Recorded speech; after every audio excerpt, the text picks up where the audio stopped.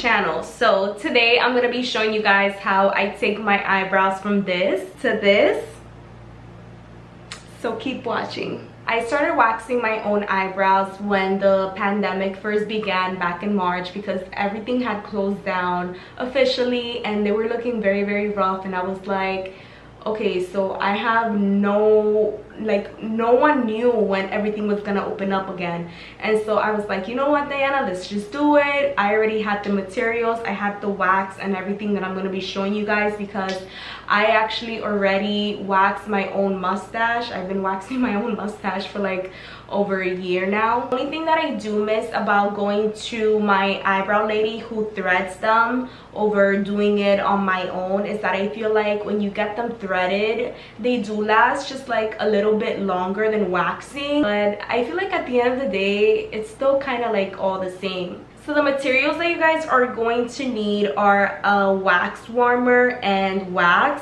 I buy my wax from the beauty supply store. The wax warmer I bought from eBay over a year ago. I checked back on my purchase history and it was only $9. So I checked back again for you guys, like to link it down in the description box.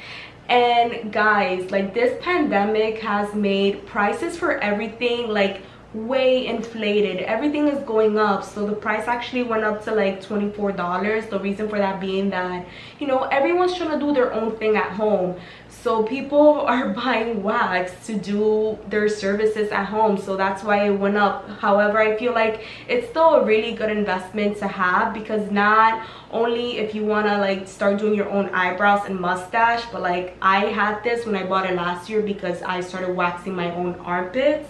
I don't wax my armpits anymore. I'm actually doing laser. But if there were other body parts that you wanted to wax yourself, that's why investing in the wax warmer is pretty important. You're also gonna need some cloth epilating strips. I also get mine at the beauty supply store. You're also gonna need some popsicle sticks, and you're gonna want to keep around some kind of facial oil, whether that's argan oil or like a rosehip oil. I use squalene oil with some cotton grounds, and the reason for that being is that if you get wax on like your fingers or anywhere near your eyes or eyelashes, oil actually helps to get rid of wax. So to start, we're not just gonna start putting wax in random places all around our eyebrows. We actually want to follow kind of like a guideline that's gonna help us get the most symmetrical brows to our face. And that's why I like to follow this little ratio right here that I'm putting up on the screen. This is gonna be our guide so that we can have super symmetrical brows and so that we don't make any mistakes. I actually forgot to mention another very important material that you are gonna need to be able to follow the ratio, and that's gonna be a white or a nude eyeliner. Mine is nude, but still it's gonna show up when I start drawing. I'm gonna be starting by marking the top of my eyebrows. So I'm just gonna take a spoolie and I'm just brushing my brow hairs down. Now taking the pencil, lining it up here to mark where the front of my brow is. Okay, now following that across my eye to find where the arch should be, right there. And this is why using eyeliner is so easy, because if you guys make a mistake, you can literally just wipe it off with your finger.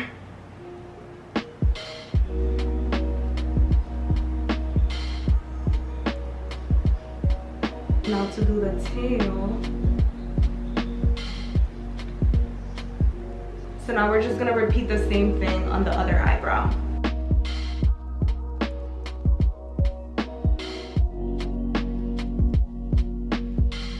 So now you're just gonna wanna check to ensure that everything matches. See, for example, now I'm noticing that on this brow, my arch is going down a little lower than it is here on this one. At the end of the day, eyebrows are not 100% symmetrical, because no part of your face is like it doesn't match the other side 100%. So I don't know, I think that I do want it to match more this one though, to make them as even as possible. So I am just gonna get rid of this little marker point, and I am going to manipulate the arch so that it does come a little higher on this eyebrow, and so that it could match this one, because I do want a little bit of a higher arch.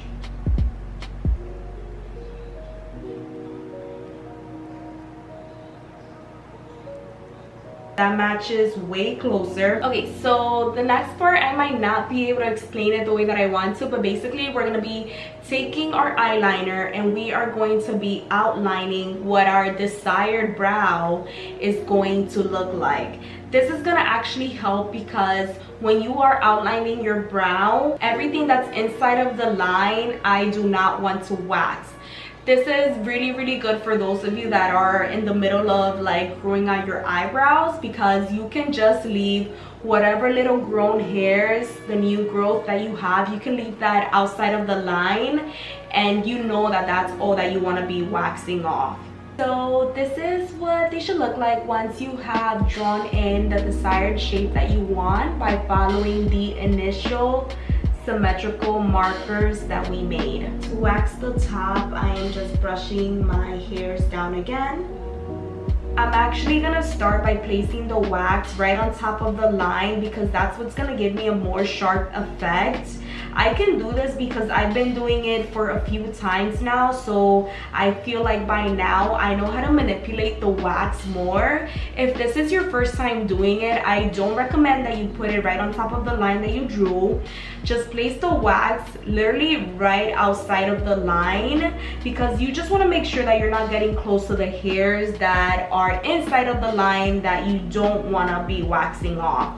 The more that you guys do this, the more practice you will get, and you're actually gonna be able to manipulate the wax a little bit better, and you'll be able to actually do it right on top of the line, just like me. Also want to make sure that you apply the wax in the direction of hair growth, and then we are going to be pulling that strip on the opposite direction. I'm gonna go ahead and take my oil and now just clean all that extra wax off.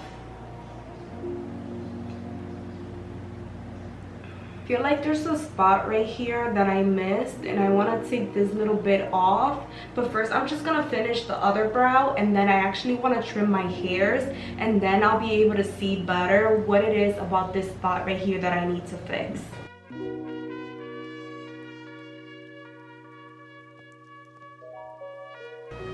Yes, I love how this one came out.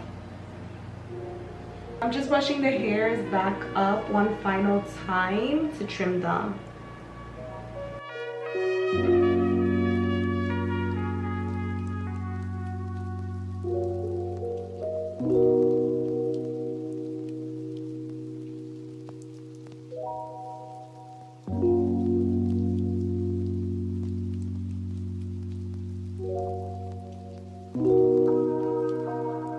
Take my tweezers to pluck these extra hairs that I have here instead of going in with more wax.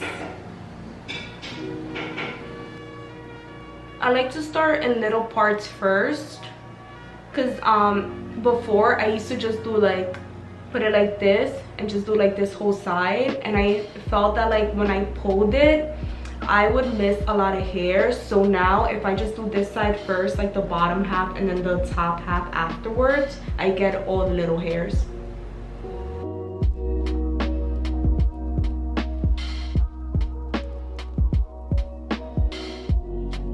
I'm just taking advantage and doing the hairs that I have on my chin too while we're at it.